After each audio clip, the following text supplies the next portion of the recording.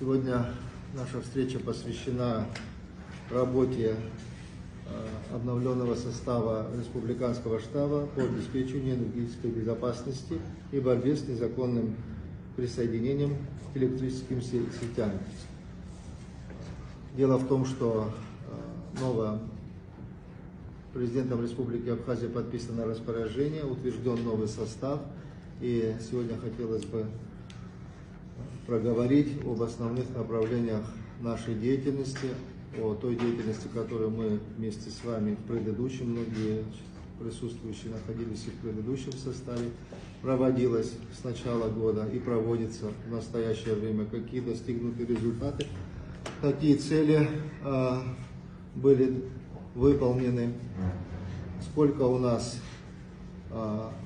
установлено приборов учета.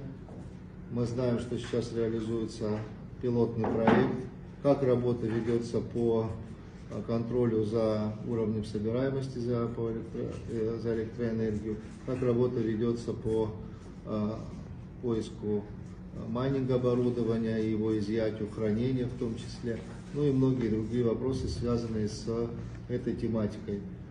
Если вы не возражаете, коллеги, тогда начнем.